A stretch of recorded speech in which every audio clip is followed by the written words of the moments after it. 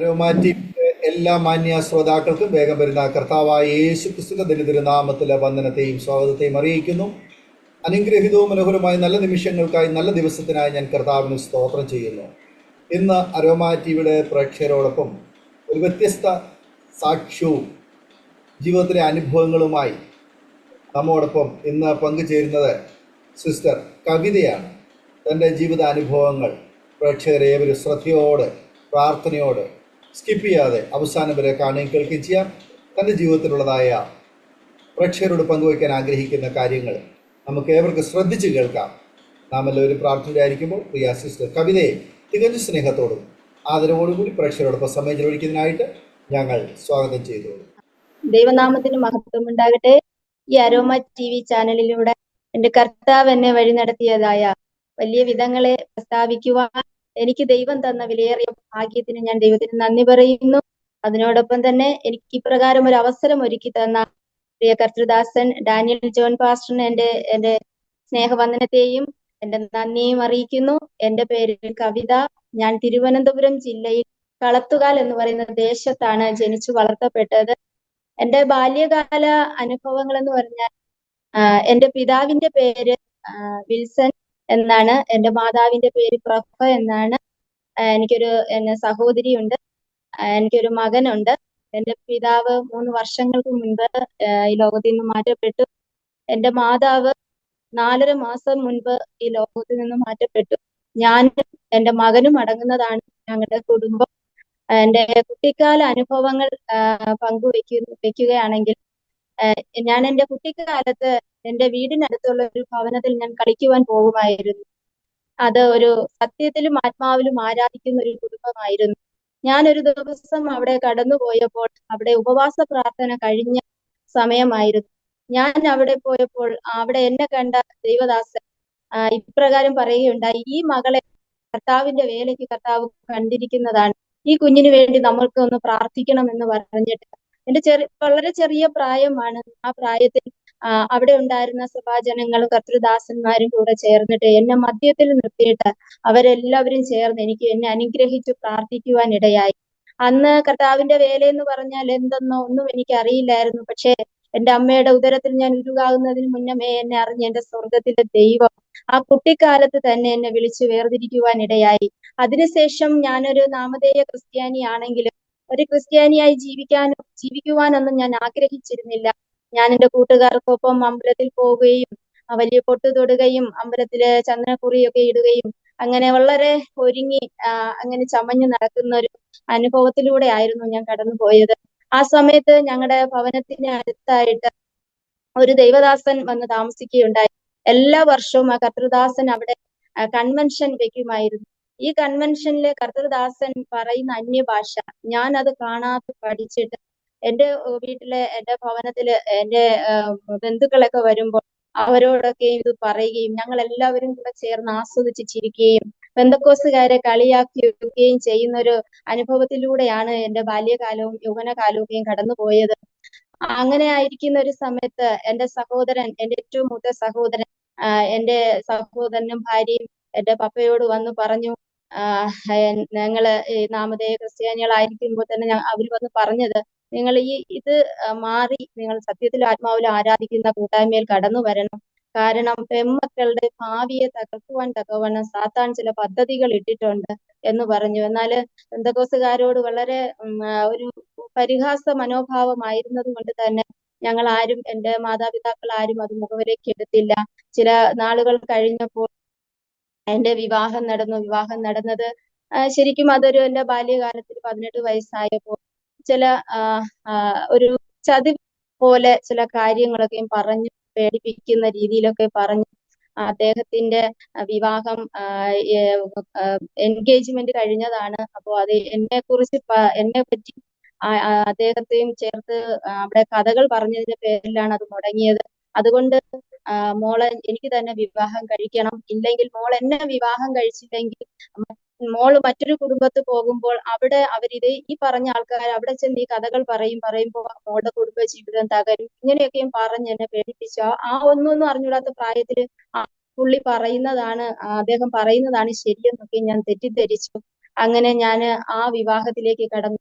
പിന്നെ അവിടെ നിന്ന് പിന്നെ വളരെ കൈപ്പേറിയ അനുഭവങ്ങളായിരുന്നു. ഞങ്ങളുടെ വീട്ടിൽ നിന്ന് ഒത്തിരി സാമ്പത്തികമൊക്കെ ലഭിക്കുമെന്നൊക്കെ ചിന്തിച്ചാണ് പുള്ളി എന്നെ കൊണ്ടുപോയത്. അത് പിന്നത്തെ ഒരു അബദ്ധമൊന്നും പുള്ളിക്ക് മനസ്സിലായി. പിന്നെ എന്നെ ഒഴിവാക്കാനുള്ള കാര്യങ്ങളൊക്കെ ആയിരുന്നു. എങ്കിലും 3 വർഷക്കാലം ഞാൻ അവിടെ പിടിച്ചു നിന്നു. ഈ 3 വർഷമായപ്പോൾ എനിക്കൊരു മകൻ ജനിച്ചു. എനിക്ക് എനിക്ക് എന്റെ മകൻ ജനിച്ചു. അതോടെ പിന്നെ ഞാൻ എന്റെ വീട്ടിലായി താമസം. അതിന് എന്റെ മകന് 1.25 വയസ്സായ സമയം മുതലാണ് ശരിക്കും എന്റെ യേശു കർത്താവിന്റെ സ്നേഹം എന്തെന്ന് ഞാൻ അറിഞ്ഞത്. എനിക്കൊരു മകൻ ജനിച്ചുവെങ്കിൽ, നമുക്കൊരു കുഞ്ഞ് ജനിക്കുമ്പോൾ നമുക്ക് ഒരുപാട് ആഗ്രഹങ്ങൾ, അവരെ കുറിച്ച് നമുക്ക് ഒരുപാട് ആഗ്രഹങ്ങൾ ഉണ്ടാവും. പക്ഷെ എന്റെ മകൻ ജനിച്ചത് ഒരു സെറിബ്രൽ പാൾസി എന്ന രോഗബാധിതനായിട്ടാണ് എന്റെ മകൻ ജനിച്ചത്. അവന് സാധാരണ കുട്ടികളെ പോലെ മുലപ്പാൽ വലിച്ചു കുടിക്കാനുള്ള ഒരു കഴിവൊന്നുമില്ലായിരുന്നു. കാരണം ഉള്ളിനകം പാരാലിസിസ് ആയ ഒരു അവസ്ഥയായിരുന്നു. 4 മാസം മുതൽ മോന് ഞാൻ ഫുഡ് കൊടുക്കുന്നത് എങ്ങനെയെന്ന ഞാനൊരു നുള്ളു കൊടുക്കും, ഒരു പിച്ചു കൊടുത്തിട്ട് കുഞ്ഞ് കരയുമ്പോൾ അത് ലിക്വിഡ് പോലെ ആക്കിയിട്ട് വായിൽ ഒഴിച്ചു കൊടുക്കും. എങ്ങനെയെങ്കിലും ശ്വാസം എടുക്കാൻ വേണ്ടിയിട്ട് എങ്ങനെയെങ്കിലും അതങ്ങോട്ട് ഇറക്കും. അങ്ങനെ 4 മാസം മുതൽ 1.25 വയസ്സ് വരെ ഇങ്ങനെ ദാരുണമായ ഒരു അവസ്ഥയിലൂടെയാണ് എന്റെ കുഞ്ഞ് കടന്നുപോയത്. വളരെ മനോഭാരവും ദുഃഖവുമായിരുന്നു. ആ സമയത്ത് വളരെയധികം ഞാൻ സ്നേഹിച്ച എന്റെ ഭർത്താവ് എന്നെ വിട്ടുപോയി. എന്റെ കുഞ്ഞിങ്ങനെ ഒരു അവസ്ഥ, അങ്ങനെ വളരെ ഭാരത്തോടെ ഞാൻ ആയിരുന്നപ്പോൾ എന്റെ വീടിനടുത്തുള്ള ഒരു ആന്റി, അവരുടെ ചർച്ചില് 21 ഡേയ്സ് ഫാസ്റ്റിംഗ് പ്രെയർ നടത്തിയായിരുന്നു. ആന്റി പറഞ്ഞു, മോള് ആന്റിയുടെ കൂടെ വാ, മോളുടെ കാര്യങ്ങളെല്ലാം കർത്താവിനാൽ അതൊരു ക്രമീകരണം കർത്താവ് തരും, മോള് വാ എന്ന് പറഞ്ഞു. അങ്ങനെ ഞാൻ ആ ആന്റിയുടെ കൂടെ ഉപവാസ പ്രാർത്ഥനയ്ക്ക് കടന്നു പോവുകയും അപ്പോൾ ആദ്യത്തെ ദിവസം പോയപ്പോൾ എനിക്ക് ഒരു സമാധാനം അനുഭവിച്ചു. എന്നാൽ 2-മത്തെ ദിവസവും ഞാൻ കടന്നു പോകുവാൻ ഇടയായി. കടന്നുപോയി അവിടെ എല്ലാവരും ആരാധിച്ചു കൊണ്ടിരുന്നപ്പോൾ, അവർ അന്യഭാഷയിൽ ആരാധിച്ചപ്പോൾ എന്റെ മനസ്സിൽ ഇങ്ങനെ തോന്നി, ഇവരെന്ത് ഭാഷയാണ് ഈ പറയുന്നത്, എന്താണ് ഇവർ പറയുന്നത്, ഇവര് പറയുന്നത് പോലെ എനിക്കും ഒന്ന് പറയുവാൻ കഴിഞ്ഞിരുന്നെങ്കിൽ എന്ന് ഞാനിങ്ങനെ മനസ്സിൽ ചിന്തിച്ചുകൊണ്ടിരുന്നപ്പോൾ തന്നെ പെട്ടെന്ന് അതൊരു വാഞ്ചയായിട്ട് എന്റെ ഹൃദയത്തിൽ വന്നു.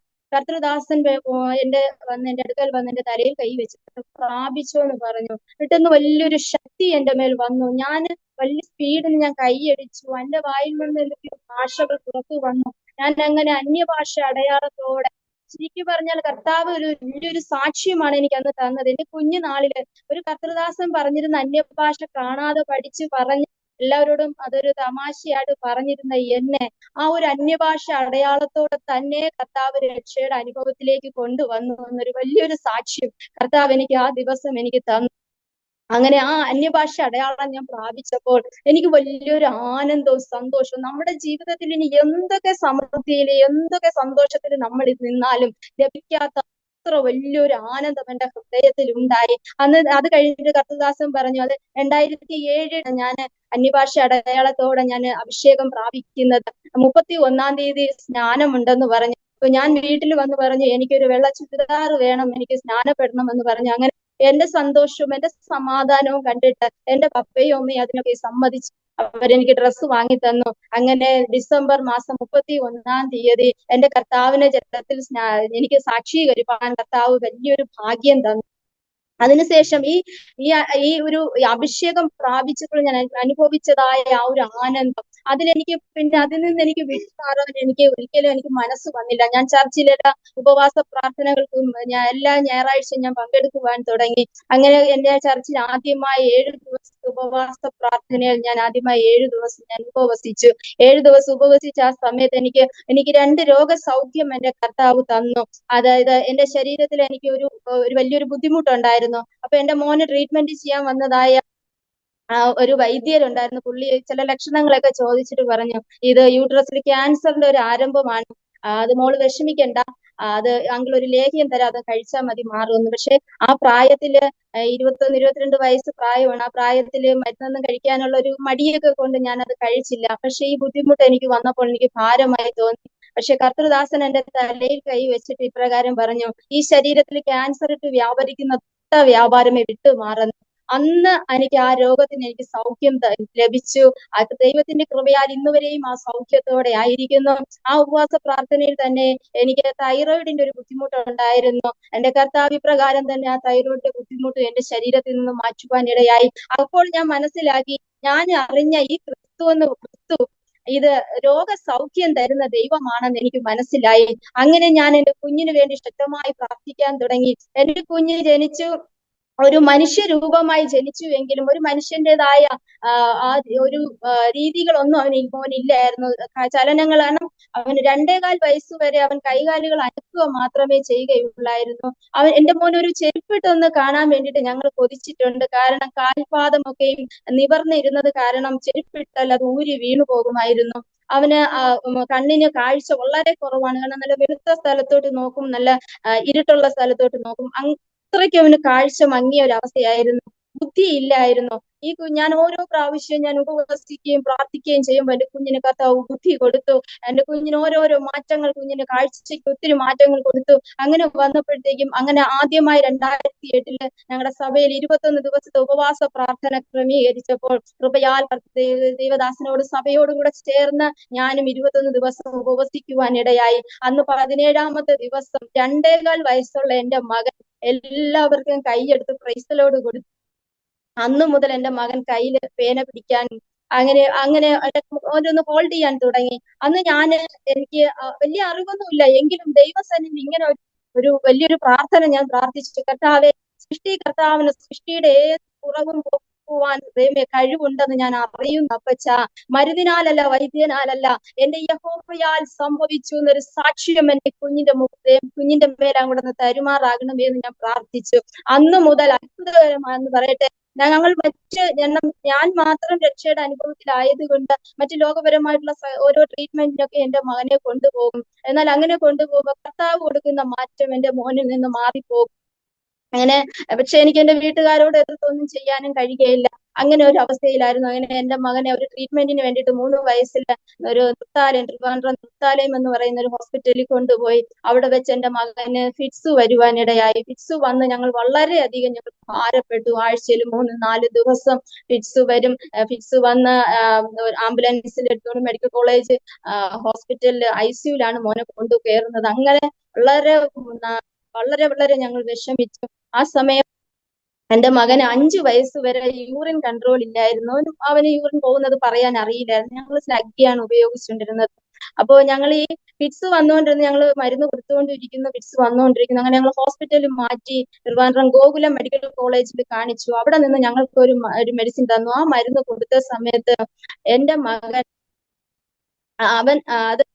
ഈ മരുന്ന് കുടിച്ചിട്ട് അവൻ യൂറിൻ പാസ് ചെയ്യുമ്പോൾ അത് നനയുന്നതായ അത്രയും ഭാഗം അത് ദ്രവിച്ചു പോകുവാനിടയായി. അങ്ങനെ പല ബെഡ്ഷീറ്റുകൾ ഇങ്ങനെ ദ്രവിച്ചു പോയപ്പോൾ എനിക്ക് വളരെ ഭയമായി. എന്റെ മകന്റെ ആന്തരിക അവയവങ്ങൾക്കൊക്കെ എന്ത് വലിയ കേട് സംഭവിക്കുന്നെന്ന് ഞാൻ ചിന്തിച്ചിട്ട് എന്റെ കർത്താവിൽ ആശ്രയിച്ച് കർത്താവിന്റെ സന്നിധിയിൽ മുഴങ്കാൽ മടക്കി ഞാൻ പറഞ്ഞു, കർത്താവെ, ഈ കുഞ്ഞിനെ കുറിച്ച് വളരെ കർത്താവെ വാഗ്ദത്തങ്ങൾ എനിക്കുള്ളതാണ്. ഈ മകൻ എഴുന്നേറ്റ് നടന്ന് കർത്താവിന്റെ വേല ചെയ്യുമെന്ന് അങ്ങാണല്ലോ പറഞ്ഞത്. അപ്പാ ദൈവമേ, ഞാൻ വിശ്വാസത്തോടെ ഈ മരുന്ന് മാറ്റുകയാണ്. എന്റെ അപ്പൻ എന്റെ കുഞ്ഞിന് സൗഖ്യം കൊടുക്കണമെന്ന് പറഞ്ഞു. അങ്ങനെ ഞാൻ ആ മരുന്ന് മാറ്റി. പിന്നെ എന്റെ കുഞ്ഞിന് ഫിക്സ് വരുമ്പോൾ ഞാൻ പ്രാർത്ഥിച്ച എണ്ണ ഞാൻ എന്റെ കുഞ്ഞിന് ശരീരത്തിൽ ഇട്ട് കൊടുക്കും. ആ സമയത്ത് ഡോക്ടേഴ്സ് ഒക്കെ ഒത്തിരി വഴക്കു പറഞ്ഞു. നിങ്ങൾ ഈ കാണിക്കുന്ന മണ്ടത്തരമാണ്. നിങ്ങൾ ഇങ്ങനെ കാണിച്ചു കഴിഞ്ഞാൽ, ഇങ്ങനെ മരുന്ന് കൊടുക്കാതിരുന്നാൽ 12 വയസ്സാകുമ്പോൾ നിങ്ങളുടെ മകനെ നിങ്ങൾക്ക് നഷ്ടപ്പെടുമെന്ന് പറഞ്ഞു.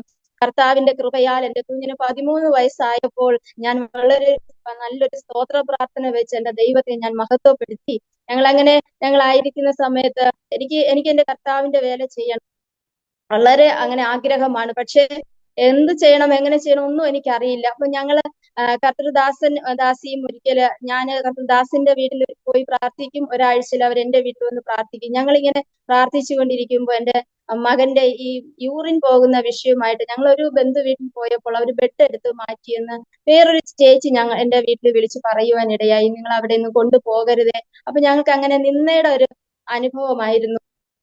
അത് കേട്ടിട്ട് പിറ്റേ ദിവസം കർത്തൃദാസി ഞങ്ങളുടെ വീട്ടിൽ പ്രാർത്ഥനയ്ക്ക് വന്നപ്പോൾ ഞാൻ ഈ വിഷയം ഷെയർ ചെയ്യും. ഞങ്ങൾ ഒരുമിച്ച് കൈകോർത്ത് പിടിച്ചിരുന്നു പ്രാർത്ഥിക്കുകയും ചെയ്തിട്ട് കർത്തൃദാസി സിസ്റ്റർ മാഗുലി ഇപ്രകാരം എന്റെ മോനോട് വന്ന് പറഞ്ഞു, മോനെ, ഇന്ന് മുതൽ മോൻ ചൂച്ചു പറയണം കേട്ടോ എന്ന് പറഞ്ഞു. കർത്താവിന്റെ കൃപയാൽ 5 വയസ്സ് വരെ വളരെ നിന്ദിക്കപ്പെട്ട് അങ്ങനെ ഒരു ജീവിതമായിരുന്ന സ്ഥാനത്ത് ആ 5 വയസ്സ് മുതൽ അന്ന് മുതൽ എന്റെ മകൻ യൂറിൻ പാസ് ചെയ്യുമ്പോൾ പറയാൻ തുടങ്ങി. അങ്ങനെ അങ്ങനെ ഇരുന്നപ്പോൾ ഞാൻ രക്ഷിക്കപ്പെട്ട എന്റെ ദൈവസഭ നല്ലൊരു സഭയാണ്. എന്റെ കർത്തൃദാസൻ നല്ലൊരു കർത്തൃദാസനാണ്. നല്ല വചനങ്ങളെ ഞങ്ങൾക്ക് പറഞ്ഞ് ഞങ്ങളത് പ്രാക്ടീസ് ചെയ്യുന്ന ഒരു അനുഭവം എനിക്കുണ്ട്. അപ്പൊ കർത്തൃദാസൻ ഇപ്രകാരം പറഞ്ഞു, നിങ്ങളുടെ അമ്മമാർക്ക് മക്കളുടെ മേൽ അധികാരമുണ്ട്. അതുകൊണ്ട് എല്ലാ ദിവസവും മക്കളുടെ തലമേൽ കൈവച്ച് നിങ്ങൾ പ്രാർത്ഥിക്കണം എന്ന് പറഞ്ഞു. ഞാൻ അങ്ങനെ എന്റെ മകന് ഒരു 1.25 രണ്ട് വയസ്സൊക്കെ കഴിയുമ്പോൾ അവന് സംസാരിക്കുകയില്ല. കാരണം അവൻ ഒരു 4.5 വയസ്സ് വരെ എന്റെ മകൻ ഒരു വാക്കാണ് പറയുന്നത്, അതായത് ഒരു അക്ഷരമാണ് പറയുന്നത്. അത് കാക്കയ്ക്ക് കാ എന്ന് പറയും, അമ്മയ്ക്ക് മാ എന്ന് പറയും. ഇങ്ങനെ ഓരോ അക്ഷരങ്ങളാണ് അവൻ പറഞ്ഞുകൊണ്ടിരുന്നത്. ആ സ്ഥാനത്ത് കർത്തൃദാസൻ പറഞ്ഞത് കേട്ടിട്ട് ഞാൻ അന്നു മുതൽ എന്റെ വീട്ടിൽ വന്ന് രാത്രിയിലാവുമ്പോ എന്റെ മകന്റെ തലയിൽ കൈവച്ച് ഞാൻ പ്രാർത്ഥിക്കും, കർത്താവേ അങ്ങയുടെ സ്വഭാവത്തിൽ ഇവനെ വളർത്തണമേ, അങ്ങ് ബുദ്ധി ഉപദേശിച്ച് ഇവനെ വളർത്തണമേ, ഇവനെ വളർത്തുവാനുള്ള ജ്ഞാനവും എനിക്കില്ല അപ്പച്ച. ദൈവമേ സ്തോത്രം, അങ്ങ് ഇവനെ വഴി നടത്തണമേ, അങ്ങ് ഇവനെ വളർത്തണമേ, അങ്ങ് ബുദ്ധി ഉപദേശിക്കണമേ, എങ്ങനെയൊക്കെയും പറഞ്ഞ് എന്റെ കുഞ്ഞിന്റെ തലയിൽ കൈവച്ച് അനുഗ്രഹിച്ച് ഞാൻ പ്രാർത്ഥിക്കുമായിരുന്നു.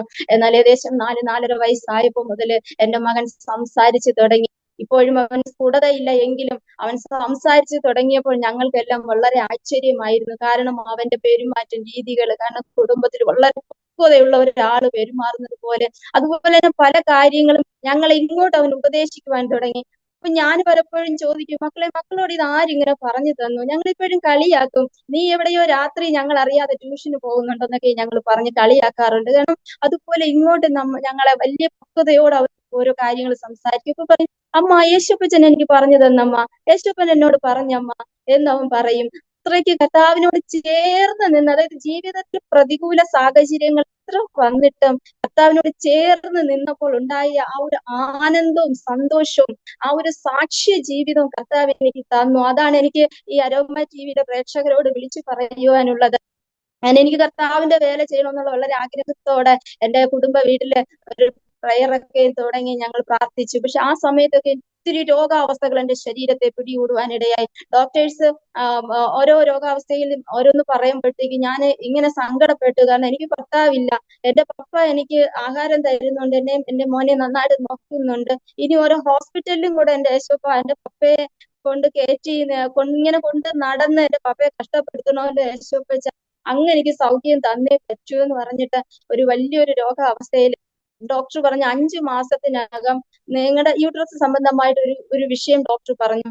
അപ്പൊ ഞാൻ കൂടുതൽ അതാണ് ദൈവത്തിൽ ആശ്രയിച്ചാൽ ദൈവം നമ്മളെ ഉപയോഗിക്കും എന്നുള്ള ഒരു സാക്ഷ്യം ദൈവം ഈ രോഗത്തോടനുബന്ധിച്ച് എനിക്ക് തന്നു. കാരണം 7 ദിവസം ഞാൻ ഉച്ചവരെ ദൈവസേനയിൽ ഉപവസിച്ചു. ദൈവസേനയെ ഞാൻ മുഴങ്കാൽ മടക്കി ഞാൻ പ്രാർത്ഥിച്ചു. വലിയ ഉപവാസമൊന്നും അല്ല ഞാൻ ചെയ്തത്, കാരണം ജോലിയൊക്കെ ചെയ്തിട്ട് വളരെ കുറച്ച് സമയമാണ് ഞാൻ ഇരുന്ന് പ്രാർത്ഥിച്ചത്. പക്ഷെ 7ാമത്തെ ദിവസം കർത്താവ് ആ വിഷയത്തിന്റെ വലിയ രോഗ സൗഖ്യം എനിക്ക് തന്നു. എന്റെ കർത്താവിന് ഞാൻ ഒരുപാട് ഞാൻ നന്ദി പറയുന്നു. അതുപോലെ തന്നെ ഞങ്ങൾ അങ്ങനെ ആയിരുന്ന സമയത്ത് ഞാൻ എന്റെ ഭർത്താവുമായിട്ട് വേർപിരിഞ്ഞുവെങ്കിലും എനിക്ക് അദ്ദേഹത്തിനോട് ഭയങ്കര സ്നേഹമായിരുന്നു. കുഞ്ഞിന് വേണ്ടി ഞാൻ പ്രാർത്ഥിക്കുന്നതിനേക്കാളും കൂടുതൽ ഞാൻ പ്രാർത്ഥിക്കുന്നത് എന്റെ ഭർത്താവിന് വേണ്ടിയിട്ടാണ്. അതുപോലെ എനിക്ക് സ്നേഹമായിരുന്നു. പിരിഞ്ഞ് നിൽക്കുന്നെങ്കിലും രാത്രിയുടെ യാമത്തിൽ ഞാൻ 1:30 മണിക്കും ഞാൻ 2:30 മണിക്കൊക്കെയും ഞാൻ എഴുന്നേറ്റ് പ്രാർത്ഥിക്കുന്നു. ഞാൻ എഴുന്നേറ്റ് ആദ്യം ഞാൻ ഫോൺ എടുത്ത് വെച്ച് നോക്കും, ഞാൻ ട്രൂ കോളറിൽ നോക്കും എന്റെ ഭർത്താവ്. അപ്പം അതിൽ ചിലപ്പോൾ കാണിക്കുന്നത് ഓൺ കോൾ എന്നായിരിക്കും, ചിലപ്പോ കാണിക്കുന്നത് ലാസ്റ്റ് സീൻ ഒരു 10 മിനിറ്റ് അല്ലെങ്കിൽ 5 മിനിറ്റ്. ഭയങ്കര വിഷമം വരും, സങ്കടം, മാനസികമായിട്ട് ഭയങ്കരമായിട്ട് തകർന്ന് അങ്ങനെ ആരും കാണാതെ കണ്ണിൽ നിന്ന് ശരിക്കും നമ്മളൊരു പൈപ്പില് വെള്ളം തുറന്നു വിടുന്ന പോലെയാണ് കണ്ണുനീര് വരുന്നത്. അതുപോലെ ഹൃദയം കരയും.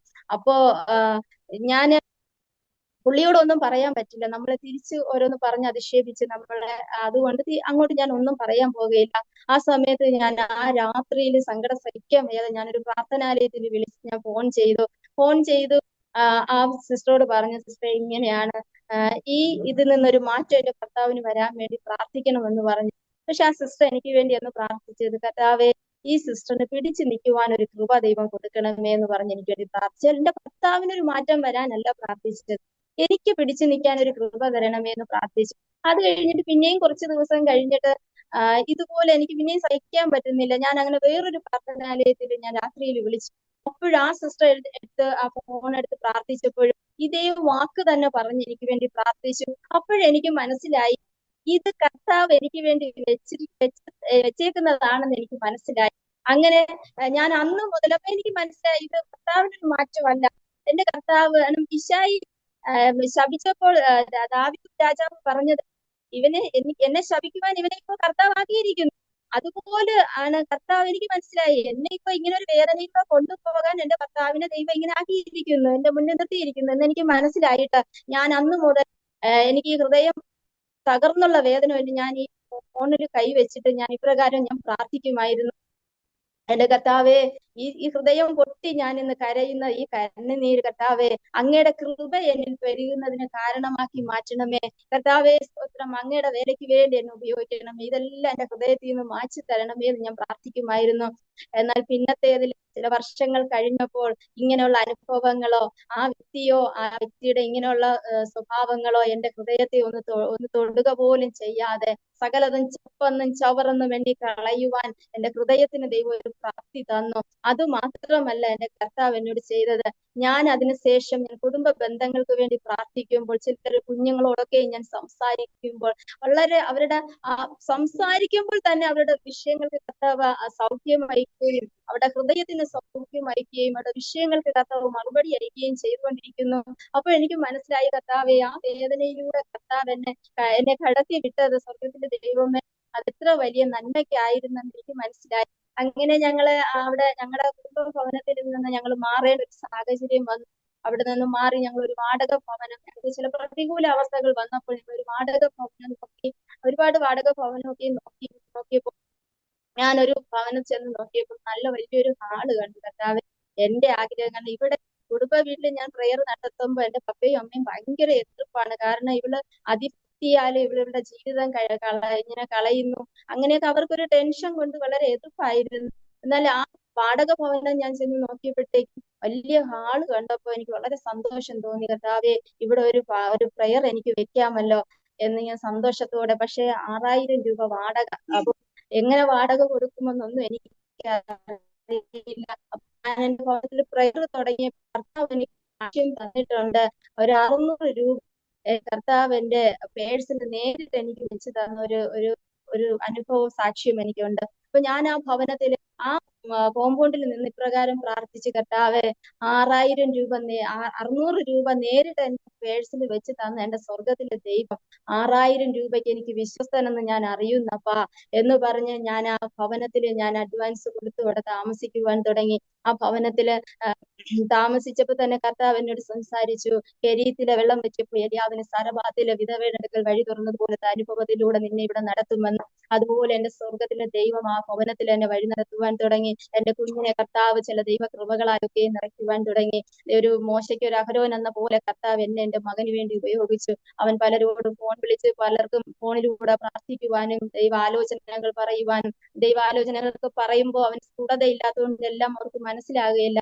അപ്പൊ ഞാനത് പറഞ്ഞ് അവർക്ക് മനസ്സിലാക്കി കൊടുക്കും. അങ്ങനെ കർത്താവിന്റെ വേലയ്ക്ക് വേണ്ടി കർത്താവ് ഒരാളെ കണ്ടിട്ടുണ്ടെങ്കിൽ അത് ഞങ്ങളൊരു ഭവനത്തിനകത്ത് അടയ്ക്കപ്പെട്ടാലും കർത്താവ് അത് ചെയ്യിക്കുമെന്ന് വലിയൊരു സാക്ഷ്യം ആ ഭവനത്തിൽ വെച്ച് കർത്താവ് ഞങ്ങൾക്ക് തന്നു. ആ ഭവനത്തിലായിരിക്കും തന്നെ അനേക ഹൈന്ദവ കുഞ്ഞുങ്ങളെ ഫോൺ ചെയ്യുവാനും അവരോട് സുവിശേഷം അറിയിക്കുവാനും ബൈബിൾ അയച്ചു കൊടുക്കാനും അവിടെ ആ ഭവനത്തിൽ മുറ്റത്തെ കൺവെൻഷനുകൾ ക്രമീകരിക്കുവാനും സഭ വയ്ക്കുവാനും ഒക്കെ കർത്താവ് എന്നെ ഉപയോഗിച്ചു. എന്റെ കർത്താവിന് ഒരുപാട് ഒരുപാട് നന്ദി പറയുന്നു.